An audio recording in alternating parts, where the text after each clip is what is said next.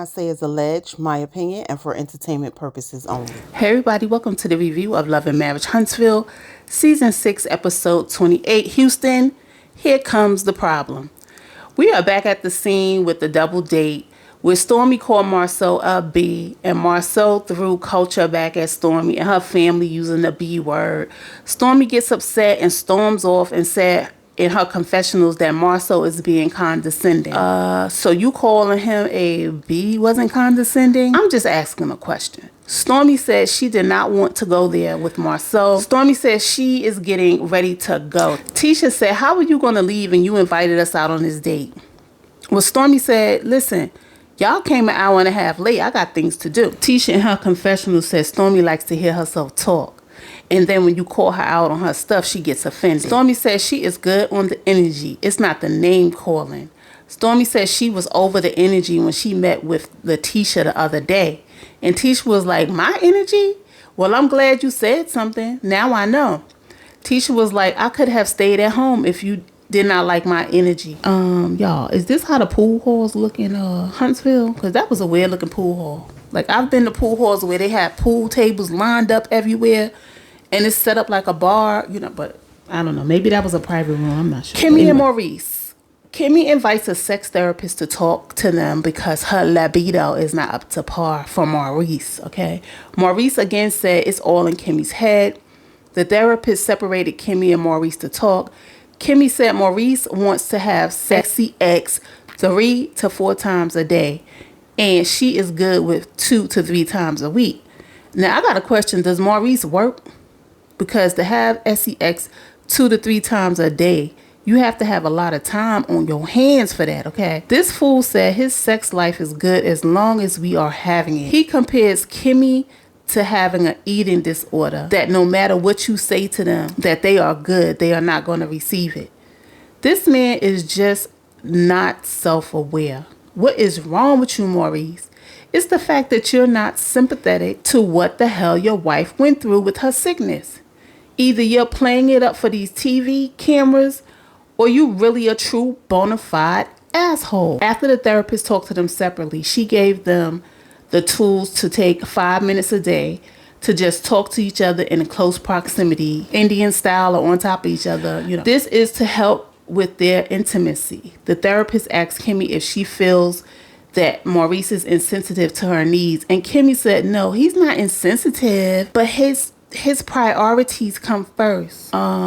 Is it me or is that not being insensitive? I'm just asking. Kimmy said when they first met Maurice, she liked the fact that Maurice was fixing things and building stuff. It was great to have some help. And her husband, after how many years of marriage and dating, just realized the role he's supposed to play as a husband for Kimmy. Okay, maybe this therapy did help, I guess. Then we got the Fletchers. They put together a cowboy-themed dinner to invite the people to Houston. So everyone arrives. Stormy and Courtney are already sitting down when Tisha and Marcel comes in. Marcel goes over to greet them. He daps up Courtney and he says hello to Stormy. Tisha comes over to hug Stormy and Courtney, and Stormy, of course, thinks this is so fake. Melly arrives, all smiles until she see Martell, and I don't blame her. Like, this may have been around the time, where they were in and out of court, or possibly, the revenge P thing. So I can't blame her for, dropping that smile. After the Fletchers let them know they are going to Houston, Kimmy sits down with Stormy to talk about Marcel and Tisha, and Kimmy sits down to talk with Stormy about Marcel and Tisha and how she feeling.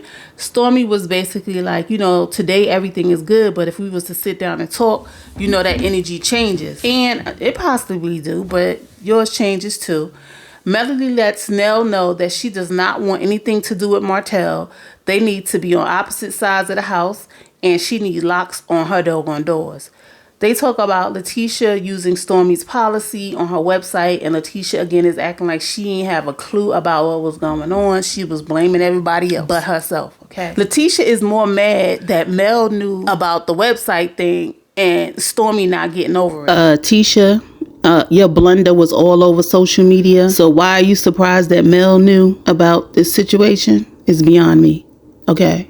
Girl, get a grip. Kimmy said Marceau is a gaslighter and condescending, and much like Stormy. But when it's turned on Stormy, she can't take it. Now let's see what Stormy gonna say about that. Okay. Mel said, just keep, cause Nell asked her how does she feel about going to Houston. Mel said, just keep Martell away from me because it's not all fun and games. Stormy said she appreciates Kimmy talking up to her until she see this damn going show. Okay. And what Kimmy had to say in them confessionals, okay? The guys sit down together. They feel like they're going to have a good time, if the guys are separated from the women or whatever. And somehow Melody names came up about her name change party. Child, whatever. Martell said something about not having a woman, and Chris reiterated, not only do you not have a woman, you got a woman that don't even have your last name no more, okay? And then Martell mentions the name changing ceremony, and he was like, that BS. Why is it BS that she want to celebrate her name change? It's BS that you think it's BS. Nell gets on the bull and put the women to shame, in my opinion.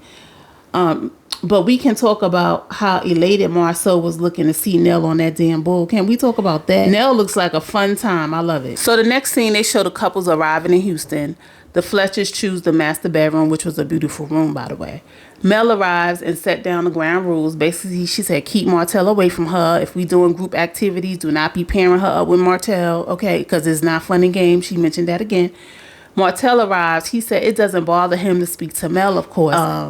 It doesn't because, she ain't doing shite to you. Martell spoke. She chucked up them deuces. So the Core Six and the Fletchers are at the house. They show everyone their room, and the Scotts have a room with a Jack and Jill bath. The Fletchers get some food ready while Kimmy and Maurice talk about the interview he did about him having sex with his wife with cancer. Kimmy said it was hella disrespectful and it didn't protect her. But he never protects you. You do a good job of protecting him, but I don't ever see him protecting you. I.e. him comparing you being sick to being somebody with a food disorder. Kimmy said he needs to apologize to her family. And listen, can we please just stop talking about y'all sex life? Can we get a new storyline? That's all I'm asking. The last scene, we got Letitia and Marceau. They are unpacking. Letitia brings up the fact that she saw Tiffany when she was at the grocery store shopping, and she saw baby Ace. And speaking of baby Ace, you know how I've been sick, and the last time I was sick, I was pregnant, so I took a pregnancy test. It's the lies for me. Tisha said she know people who got pregnant and their husbands had a vasectomy. Marceau said, would a baby look like the husband's? And I really think that hurt Tisha's feelings.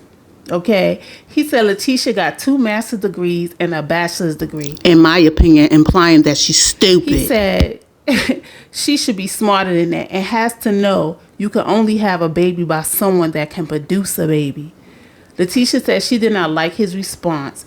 Marceau said if Letitia got pregnant, his first thought would not be the vasectomy did not work. It would be get a blood test. Letitia said, you would really get a blood test? And he said, yes. She said, I will leave you soon as that blood test come back. And he said, well, how are you going to leave somebody that has already left? Child, Marceau basically said, you gaslighting the gaslighter. Marceau wants to know who she would be pregnant by. And it seemed like they're going to make this storyline about Tisha cheating. A fake storyline, but a storyline nonetheless, so they can live on this show. This show is getting so annoying. Anyway, that's all I got. Like, comment, and subscribe. Hit the notification bell so you know when my next video comes out. And I will see you guys in the next video. Peace.